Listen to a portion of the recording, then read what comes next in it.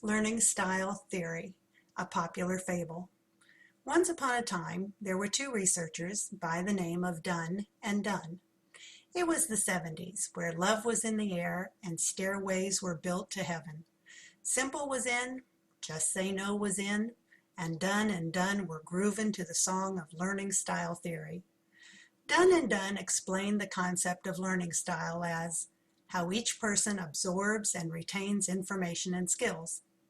They were happy to report that their experiments had yielded consistently significant scores in achievement by matching students' learning preferences to instruction. Dunn and Dunn saw learning style theory as a groundbreaking scientific breakthrough for meeting the individual needs of students. It was a simple and easy to understand theory. If you like to listen to a story, then teachers who read aloud to you can improve your reading. There was even a preference for environmental conditions. If you liked soft seating and lighting, then matching that environment to your preference would yield higher achievement scores. It seemed too good to be true, and it was. But wait, there's more. Dunn and Dunn's work influenced scores of other researchers. Jenkins in 2005 went so far as to say, if you are a left-brained learner, then lectures are for you. But if you are a right-brain learner, then you will think more globally, and written summaries of the lecture would benefit you. Fueled by Dunn and Dunn's learning style approach, a major misconception in learning was born. If we teach children by matching our instruction to an individual's strength, then he or she will learn more, better, or deeper than if we don't match our instruction to their learning style. Yet science has taught us that theories must be tested and experiments replicated with similar results before we put our trust in them. So back at the library, a researcher named Cofield identified 71 different models of learning styles. Think of it, 71 tests to measure learning preferences, and each test had to have been based upon a unique theoretical model. There was no way to test whether the instruments were really measuring what they were said to measure. But Cofield didn't give up.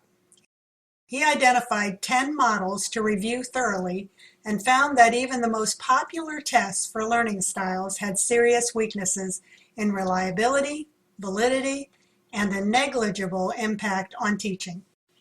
Cofield and his colleagues recommended that the instruments and learning style approaches be discontinued in research and practice. Across the country, another researcher, Stahl, examined research on learning theory that spanned 14 years and included over 90 different studies on learning styles. He was unable to find any empirical evidence for improving learning by matching learning styles. After this exhaustive analysis, Dembo and Howard in 2007 stated, the bottom line is that there's no consistent evidence that matching instruction to students' learning styles improves concentration, memory, self-confidence, grades, or reduces anxiety. An instructor may argue that he or she has found such studies. The problem is that most of these investigations are poorly designed. A very prominent camp of cognitive scientists explained why the learning style approach couldn't work. It seems that although we do store some memories as visual and auditory representations, most memories are stored in terms of meaning. You might have an initial experience that is auditory, like hearing an explanation, but you remember the meaning. And most of what we want children to learn is based on meaning. What does the student understand about war or poverty or the scientific process?